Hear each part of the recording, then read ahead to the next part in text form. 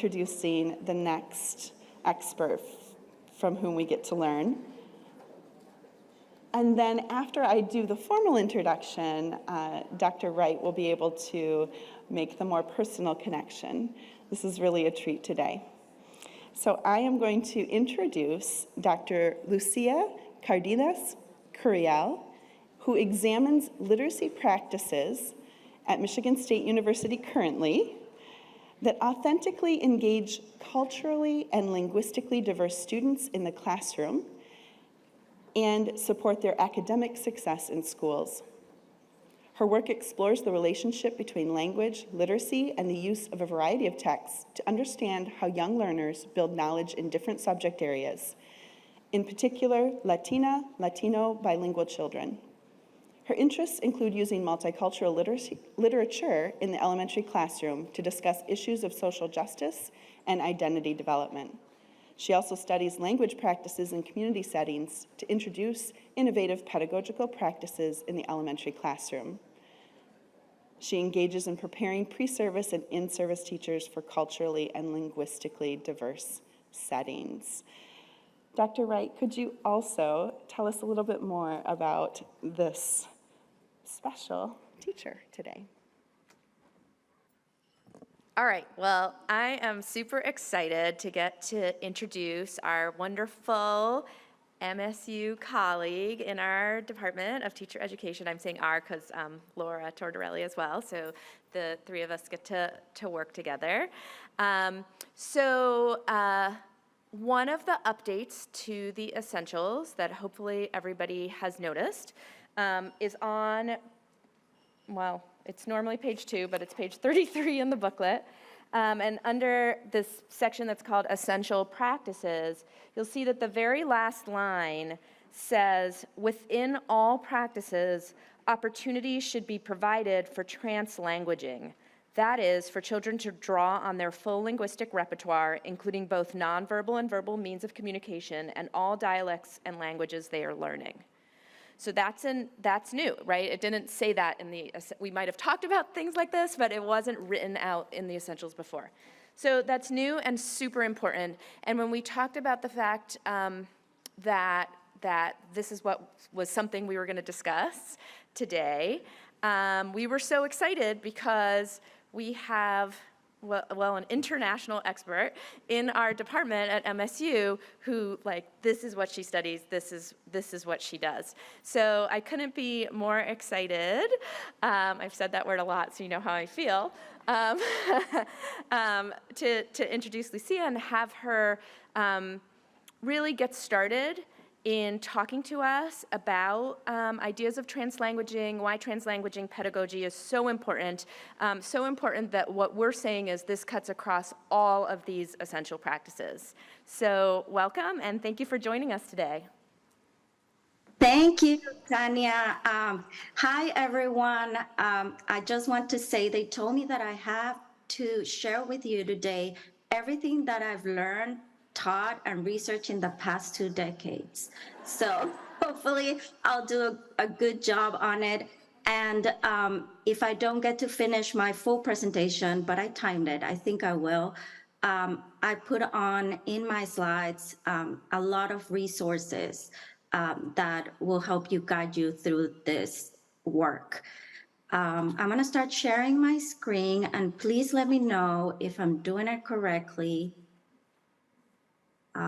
Are you seeing the presenter view or the full view? I need my chat here.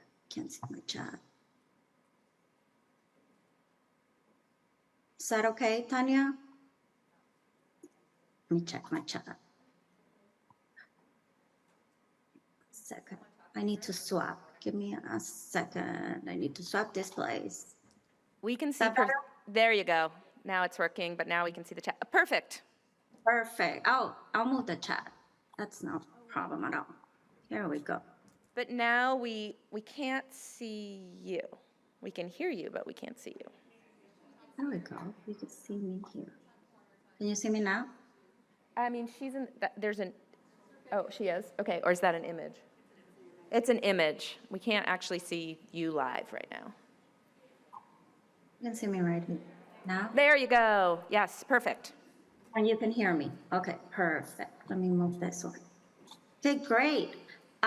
So before we start, I would like to respectfully acknowledge that we are gathering in occupied unceded Seas territory of the lands of Anishinaabe, also known as the Grand Traverse Band, because I know you're in Traverse City, of Ottawa and Chippewa Indians. We pay respect to their elders, both past and present, who have been stewards of this land throughout many generations. Thank you so much for that beautiful introduction, Tanya and Laura, and for this invitation. I am really honored to be sharing this virtual space with all of you today. I'm really inspired by all of you who have direct contact with teachers and students in schools daily. So as you heard, my name is Lucia Cardenas Curiel. I'm an assistant professor of multilingual education at Michigan State. And in my research and in my teaching, I observe and find ways to improve multilingual learners' educational experiences. Some of you might have seen this image before. When I was preparing another presentation, earlier presentation of this topic, my then 8-year-old daughter saw this image and told me it's perfect because languages are from books. And the heart shows how you love people that speak different languages. In these difficult times, that heart means so much more for me personally.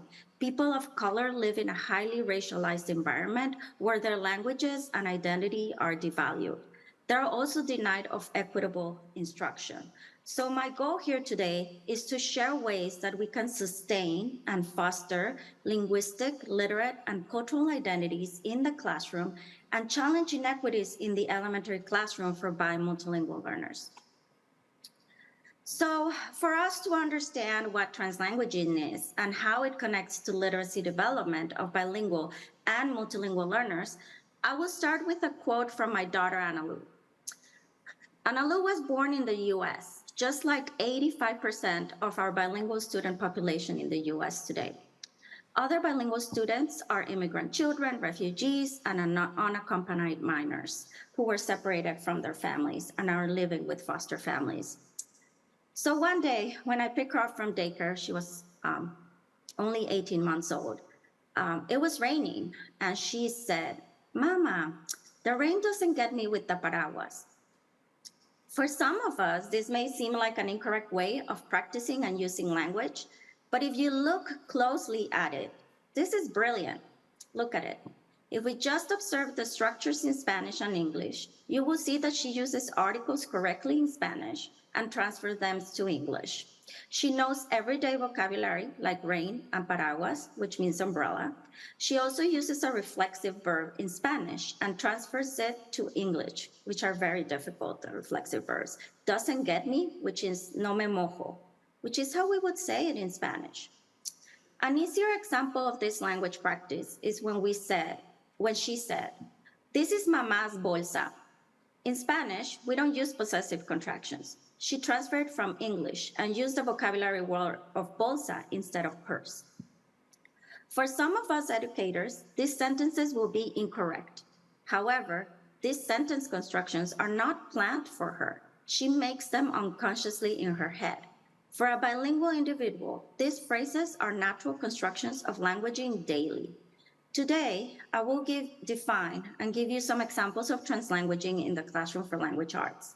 I will share with you some strategies, hoping that together we can construct new ways of lifting our communities of color and multilingual learners in schools, and also be actors of equitable literacy practices.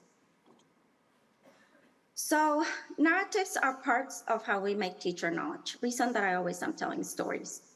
So I want to share a story of when I moved to East Lansing 4 years ago from Texas. My then 4-year-old daughter and I were unpacking at home. She will be mad if she knows that I talked too much about her.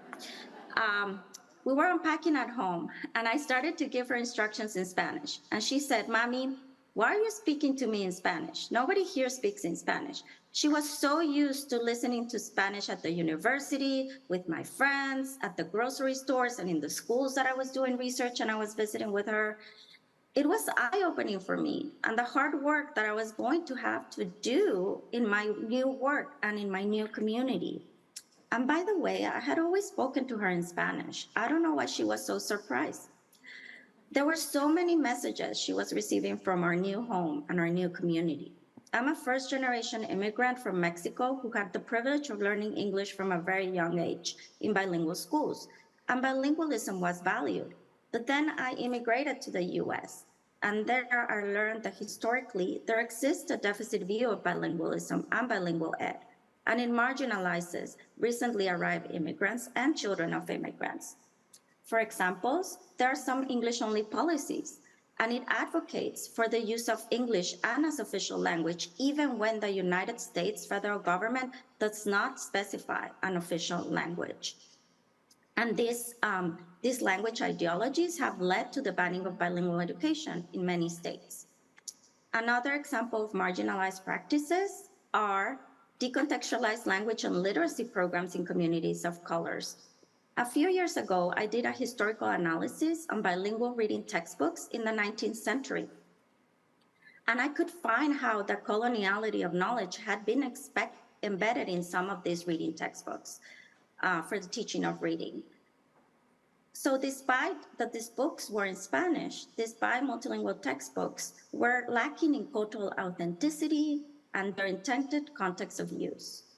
Reading textbooks show reading methods that have been successful in teaching reading in monolingual contexts and may not be useful in multilingual one. We continue to see this in texts and in the teaching of reading and writing. And to be able to challenge this, we need to acknowledge all of these deficit perspectives and how language is connected to whose voice is important and needs to be heard. I will add that it's also relevant to reflect on the ways that language identity are tied together. So I will share with you one of my favorite Chicana feminist scholar quotes from Gloria Anzaldúa. And she says, "So if you really want to hurt me, talk badly about my language. It is important to value the way that we, multilingual learners, practice language in the classroom.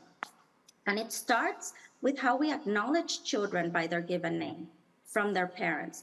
We listen to our students and we give them voice." So I would like to share with you a little short poem from a collection written by Jane Medina.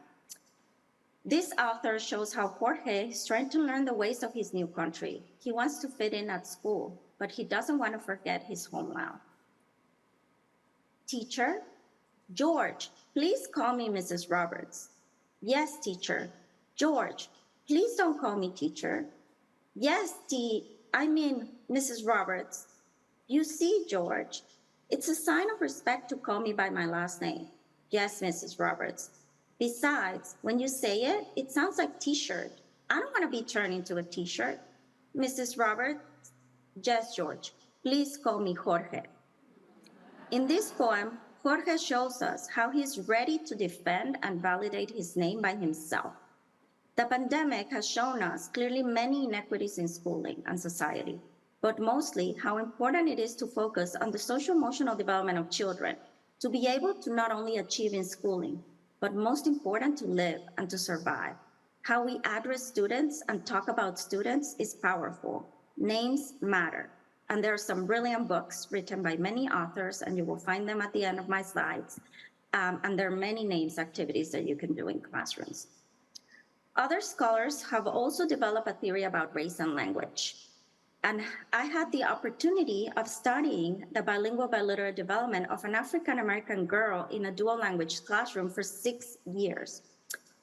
We learned how her identity transformed from a Spanish enthusiast that embraced her bilingualism and her biliteracy to a student who questioned her identity. In kindergarten, she said, "I have magic in my mouth." That's how she described her language practices. But then later, after monolingual teachers' ideologies, racialized peer relationships, and less interaction with the community who spoke Spanish, influenced her reduced interest in developing her bilingual biliterate identity. So, based on this, we call for school administrators and teachers to unearth their own biases and troubles that influence racial linguistic language ideologies in the classrooms and in schools. You see that I use the word multilingual learners instead of English language learner. Earlier levels, such as limited English proficient or English language learners, they consider individuals as limited or only learners of English, undervaluing all of their linguistic resources. Their bilingual and biliteracy development is different and complex, and they can use their whole linguistic resources, which are dynamic and flexible. So what is translanguaging? What is this word? So translanguaging refers to the language practices of bilingual people. So I will give you an example of my bilingual family, right? Which is me and Analu. Again, she comes up, I know. She comes up in a lot of my stories, but that's how we create knowledge. So in my home, I may speak in Spanish and she will answer in English. Sometimes I will be reading in Spanish. I will be reading in English. Maybe I'm teaching in English. She's listening to her dad in Spanish when he calls, or to her grandparents. When I turn on the radio, when I go to pick her up and drop off, she may be listening to music in Spanish. But then if she has her iPad in the back, she may be looking at videos in English, right? So like you see, this is a very simple bilingual family, not even an extended family. And there's like a complex linguistic resources that we use to understand our world and to navigate our world. And that's what we call translanguaging. So one thing that I want to share with you is that translanguaging is not code switching. Code switching is part of translanguaging, but translanguaging is not that. Why is that? Because code switching assumes that the languages are separate. So imagine that we have two little boxes. Here's my English and here's my Spanish. And I'm going to turn this one on and then turn this little box on and then turn this little one off. And then I'm going to swap and switch, just like I did the screens earlier. That's not how language works in our heads, in bilinguals' heads. So translanguaging, like I said, is fluid, right? And like the example that I gave earlier for my daughter, it's very complex. Another question that you may have is bilinguals don't transition out of translanguaging. We always translanguage, even when we learn the target language or the official language or the English language. A lot of my students may say that I teach at MSU, may say that I teach in Spanish, which I never thought I did. I always think in English, right? And I'm teaching in English and my slides are in English, but they have told me at the end of the course that I sprinkle a lot of Spanish there and they get it, So it's not something that we can just turn off or we transition away from. Translanguaging is a valid use of practicing language. It's one of the most important language practices in the 21st century, to be able to use this language fluidly. It builds the flexibility, and students may want to try out different ways of languaging, increasing the possibilities of becoming multilingual and of reaching out through technology, others, or expanding their universe and local situations. And this is important. And if I want you to remember something about translanguaging, this is it. Translanguaging does not connotate ignorance, alien status, or foreignness. Bilinguals do not engage in translanguaging because their languages are incomplete or broken. On the contrary, translanguaging is an expert language practice. It's brilliant. And many bilingual American students are doing it in the classroom. So who benefit? No, sorry. How is translanguaging a pedagogy, right? Because I've talked to you about what translanguaging is and the language theories and the dynamic and flexible practices. Well, translanguaging in pedagogy refers to how do we use these practices, these language practices, in our teaching and learning? And how do bilinguals can use the entire complex linguistic repertoire enable to learn content area? And how can I use it enable to teach rigorous content, me as a teacher, right? Referring to me as a teacher or a teacher educator. Another question that you may have is, isn't it better to teach any language solely through the language? So shouldn't English only be used to teach English? Or shouldn't Spanish only be used when teaching Spanish? This assumption has been the basis of many English as a second language and bilingual education programs. One person or scholar who is critical about this assumption is Jim Cummins, who calls it the two solitudes. But in the last 2 decades, the 2 decades that I've been studying it, I told you, international research has conclusively established that new language practices only emerge in the interrelationship with old language practices. Translanguaging as pedagogy means that we are using the students' home languages, their linguistic repertoires, and it goes beyond the target language that we're teaching in the classroom. Whether translanguaging is used as pedagogy, it is an active teaching practice. In the student learning, it's also an active teaching practice for the student learning process, sorry. But one important thing is that translanguaging doesn't come naturally, right, for us in the teaching. We have to plan it, right? It is used strategically when we're teaching. Who benefits from translanguaging as pedagogy? All students benefit from them. For students who speak but one language at home, translanguaging strategies will awaken them to language diversity, right? To linguistic tolerance that I talked about, and moving away into our biases of deficit language views, and for linguistic flexibility. For students who speak languages other than English at home, their translanguaging strategies will validate their home language practices, even when there is no instruction in their home language. It will also extend the ways in which the home language is used. So, all teaching uses language to communicate concepts and to develop academic uses of languages. So translanguaging pedagogy, right, affords home language practices to develop language and content, builds meta-linguistic awareness, and that it's the way that we think about language, and increases students' self-esteem and investment in learning.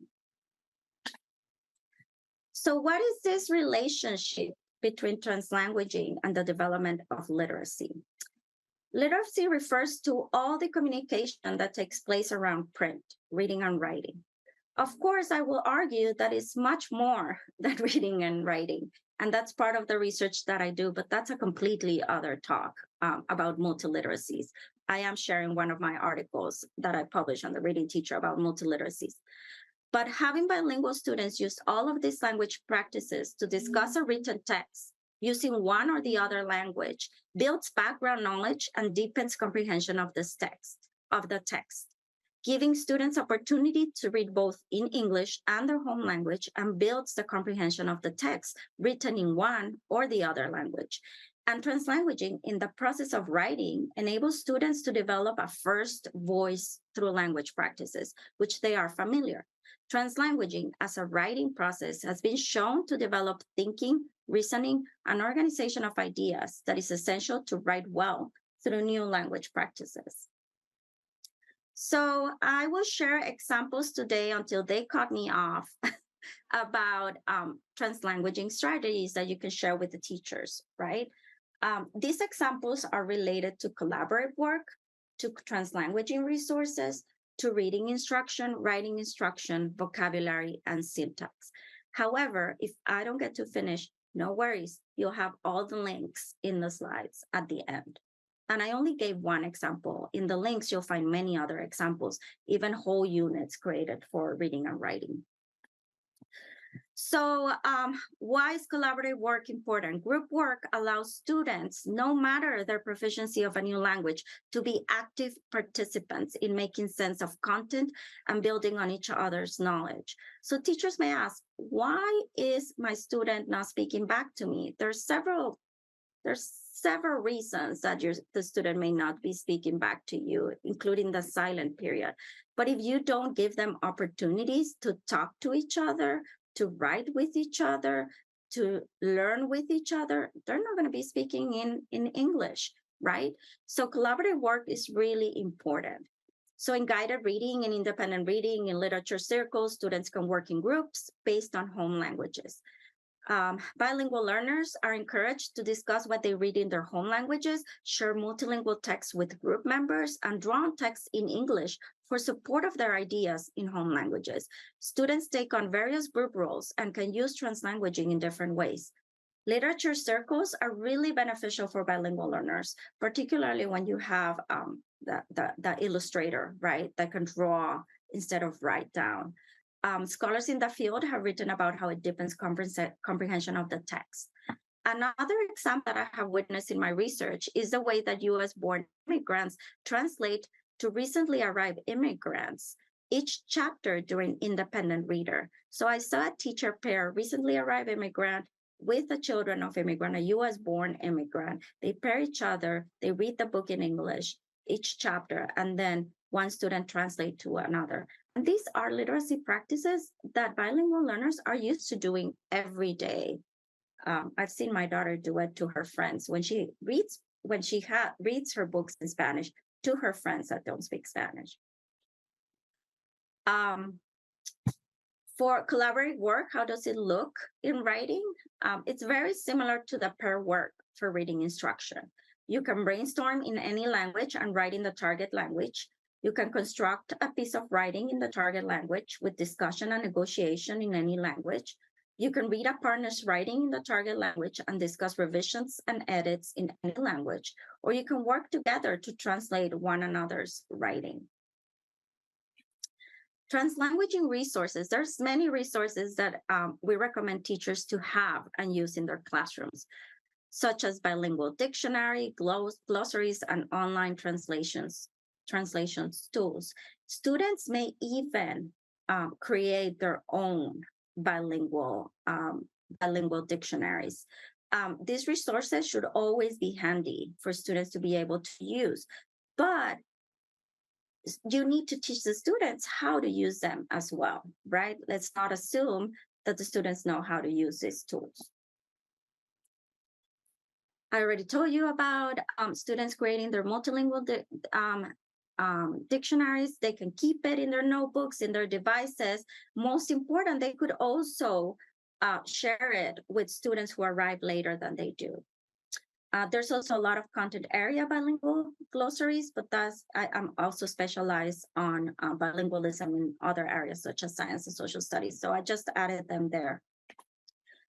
Internet is also a multilingual resource. You can conduct research and content. You can gather information, researching on the topic using both websites in their home language and English, using student-friendly websites written in the home language. You can watch media such as video clips or video casts. We do that a lot in bilingual classrooms to support and scaffold difficult content. And that's part of what I do study. How can audio and images and art also support literacy and content area learning? You can also translate from a home language. You have all those tools, and you can also use Google Images, but be careful. You have to have it in student-friendly, because I once did it when I was a Spanish teacher, and you don't know what comes up when you type those words in Google Images. It's just a joke. For reading instruction, there are many strategies. One that I chose to share with you is the preview view review. This strategy uses both the new language and the students' home languages to build background and read text or introduce new topics. So in the preview, you include the brainstorming, the making connections, and sharing prior knowledge in the home language, right? They can brainstorm, have conversations with peers, with school staff, with family members, or provide students with graphic organizers, right? Such as KW charts and anticipation guides. But what's important is that they can use all of their language resources. They don't have to be particularly in the target language. And in this case, it's English. And then in the view, you do a mini lesson, right? Or you may want to do a hands-on activity or watch a video clip in the target language. And then finally, you review the topic either in the target language or in the home language or both.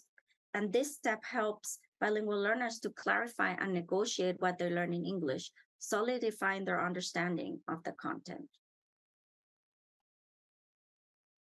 Translanguaging, it's a valuable scaffold that can be incorporated into every stage of the writing process, from pre-writing to publishing. Translanguaging can also accompany other linguistic supports, including sentence frames and sentence starters in both English and the students' home languages. Now, you may be wondering, what if I am monolingual, or what if I am a bilingual and I don't have the linguistic resource or repertoire of the students that are in my classroom? Then what you do is you look into the community resources that you have around you. And I also added a guide of the structure of the most common languages in New York State. There's a list of the history of the language, of the structure of the language, of cognates, everything there. It's like, it's a whole handbook and guide. And Arabic, which is one language that in Michigan, it's been growing, it's there in that handbook. So that will help you too. An example from my own research. So what are calaveras literarias? What are literary calaveras? These are popularized poetry in Mexico that highlights a particular quality of a deceased individual with humor. And it is often composed in honor of a specific person or famous personality. So let me read you this literary calavera who uses translanguaging on it. The writer uses translanguaging on it. El mariachi. In las plazas grandes and cozy small bars, mariachis are famous for playing guitars. The most hateful critic finds it self-compliant when hearing guitars, which are really quiet giant. Bigger is better, the musicians say. So más y más grow the guitars that they play. And that's where they found Juan, a guitar big and wide, fell on him and crushed him, and that's how he died. This teacher focused on an interdisciplinary project to highlight cultural events in social studies, the Day of the Dead, and the genre of poems in language arts. So the children created their own calavera. And it also tapped into their social emotional and how to, and I'm writing a chapter about it in a book, about how it also connects to resilience when a relative passes or is deceased. So it's purposeful writing, right? It's authentic writing. And it uses translanguaging and transmodality. That's another word, like I said, for another day. So for vocabulary, you can use multilingual word walls, and you're probably very familiar with word walls, right? But what's more important about this, and you can do it in many different ways. You can use the pockets, you can use word cards side by side, you can put synonyms on it or cognates. And like I told you, there's a lot of cognates in different languages on that guide that I have at the end. But what's most important is that you need to teach students how to engage with this word wall. So for example, when I was observing a classroom, they were learning the different types of energy, and they were creating a movie trailer for science. And then they had this whole word wall with different multilingual word wall with the different terms of energy. So the real power is, how do you engage with it, right? How do you use it? You could write fictional short stories with the word wall. You can create and play games, just as crossword puzzles, charades, Pictionary. You can use it for word study, for writing prompts, for personal dictionaries, and also a lot of other independent and collaborative learning activities. And then another activity is the 4-box organizer. Maybe you already know about this. But for me, this will be like your exit ticket, right? So you don't have to do it right now, but you fold a piece of paper in 4, right? In each box, you write, what is translanguaging in your own words? In another box, you write an example of translanguaging, a personal connection that you made to translanguaging, and then what is the opposite of translanguaging? How can you describe it? And there are many other ways that you can use this 4-box organizer. I've seen it used in research when the teacher was introducing chapter books. She always did the vocabulary of that chapter in 4-box organizers, and the children had it in their reading notebooks. And then lastly, syntax. You know, we have to be, like I said, translanguaging, you have to teach how to do it, right? You need to teach the children to use the tools and how they can use their linguistic repertoires.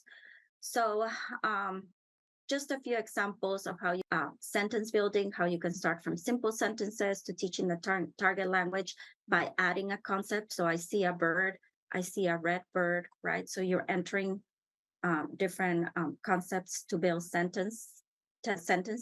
You can also compare and contrast word placement, right? So she lives in Traverse City. She was born in Bangladesh. So you add, right? She lives in Traverse City, but she was born in Bangladesh. You have to give the examples of how to build sentences to bilingual learners. Another one will be transitioning, right? His cousin works in a hospital. His cousin, a nurse, works in a hospital. Sorry, our expanding level sentence. And then this one, I think you have already talked about, the syntax transfer. You need to, and there's a lot of syntax transferring examples too in those guides that I have in the end. The red purse, la bolsa roja, adjectives in Spanish go after the noun, not before the noun. And I want to end with another mother-daughter moment. My dear friend and colleague, Dr. Susan Garcia Mateus, sent me her newly authored children's book, Vitamina T for Tacos. And the book was illustrated by also another dear friend and visual artist, Marta Samaniego. And the description of the book goes like this. Vitamina T for Tacos explores nuestra comida, cultura, and places in Latino and Latina vecindarios, neighborhoods, parques, y plazas. From the tacos we all grew up eating, like barbacoa and huevos con chorizo, places in and around our neighborhoods, like taquerias, trucks, and cultural references that empower our children to embrace their Mexican and Latinx identities and roots. Nuestra comida is connected to special places in our communities and includes food we all grew up with that everyone can enjoy and learn from. And so this book is an alphabet book. It's a taco dictionary, it's a cultural guide, and a reminder of the importance of tacos, places, y la cultura latina. Now I'm getting hungry because it's almost lunchtime. So Vitamina T for Tacos is a part of book series that explores food, places, and cultura. So when Analu and I read this book together, we laughed, we discussed Mexican cuisine, we bonded, and we craved breakfast tacos. Also, Analu mentioned how talented Marta Samaniego drawings were. Her favorite was a tacos de lengua page drawing. That's tongue tacos, but we don't eat those. I don't like them, but it did her appetite. I could see how important it was for my daughter to see translanguaging practices in the book, and how art was also very important to understand what the authors were writing about. So I'm not going to go over all of this, but overall, a translanguaging space allows to compare and contrast two ways of using language, to use different language practices in the classroom, to represent language practices of home, to develop consciousness of multilingual audiences, to use all of the different language resources that students come with, and to play with language, to build metalinguistic awareness and what do we know about language, but also to think differently, right? And to be creative. I included some articles. The first two have open access. Thank you to my university, and also thanks to the editors at the Reading Teacher. Thank you, Tanya. Thank you, Laura. And then, thank you so much. Muchas gracias.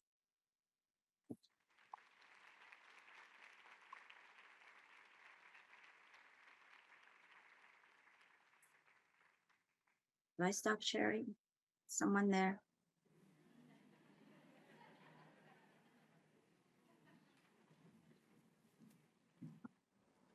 So I'm told we don't have time for questions because we're having, oh, we do have time for 2 questions. All right, so let's do this. Let's make them good, because then we have lunch, which is not tacos, unfortunately. Sorry. Okay, who has a question?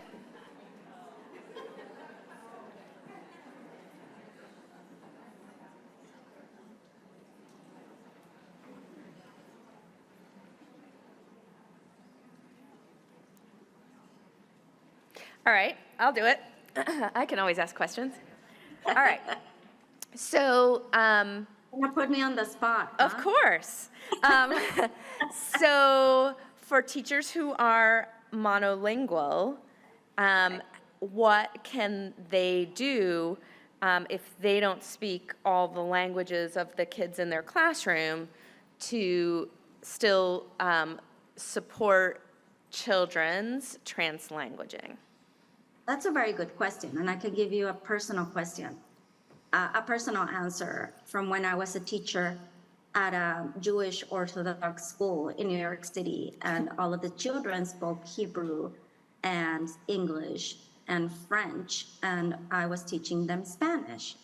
And you use all the resources that you have around you, right? All of the different examples that I gave you, but you also reach out to your community. You reach out to people that speak the language. You reach out to the families, right?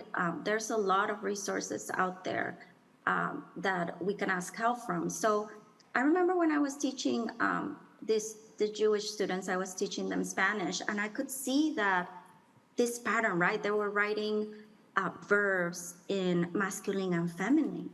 And I didn't understand why they were doing that, right? So, for example, remember that example that I gave you, the red purse, la bolsa roja. Roja is feminine, rojo is masculine, right? La blusa roja, el libro rojo. They were doing that in the verbs. And I didn't understand why they were doing it in the verbs. Why are they doing masculine and feminine in the Spanish verbs? So I started asking around because I didn't know Hebrew, right? So I asked around, and then they told me, oh, it's because in Hebrew, we write feminine and masculine in verbs. I was like, oh, okay. So now I can use that, I could use that. They were transferring that language, right? That language knowledge. So I could refer to that and then not correct, but teach them how to purposefully use that particular language practice. Don't use it in Spanish, you just use it in Hebrew, right? Also, another important thing that I forgot to say, bilinguals are very smart. It doesn't mean that they translanguage with everyone. They do it purposefully. So when I talk to my colleagues, I do it in English, right? But then if I talking to my Latina colleagues, I may do some, sprinkling of Spanish, right? Depending on who it is. So we talk depending on our audience. So using translanguaging practices in the classroom does not affect how they're going to learn the target language, the English. And I want to be very clear about that. I only talk Spanish to my daughter. I don't know where she gets her vocabulary words in English. She uses words that I've never heard. And no, she doesn't even learn them in school. It's YouTube, I'm telling you. So it doesn't affect their learning. It doesn't affect their learning in the target language. But yeah, use your resources, use the community, use the family, talk to people. And that's what I teach my future teachers, my teacher educators, right? Go out to the community, learn about them. There are many people that are willing to help. Okay. Any other questions, not from me? Okay, well, thank you so much for joining us today. We really appreciate you taking the time to Zoom in with us. And after lunch, we're going to talk a little bit more about the essential practices themselves and some of the ways we might think about supporting translanguaging in our classrooms for specific essential practices. So I don't know the rules of lunch, so I think somebody else is going to tell us that. Thank you, Lucia. A good lunch. Thank you for having me and inviting me. Very happy to be here. For our colleagues who are joining on Zoom today, we are now heading to lunch until 12:45, and we'll start back up at 12:45. For those of us in the room, here's how lunch will go. When you registered and then Liberty sent the Google form for you to indicate any dietary restrictions and which breakout choice you wanted and things like that, if you indicated a dietary need like gluten-free or vegetarian or vegan, what the venue has asked us to say is you can go through the line first because there's signage for you to be able to select the food that will be best for you. So we're going to, in just a second, let you go ahead and go through the line, and then the venue has asked us to release tables. So we'll do that efficiently, and our amazing colleague Liberty Fetz will be doing that, and she's going to start in the back of the room. So look to her to know when your table is ready, and we'll be back at 12:45. Thank you.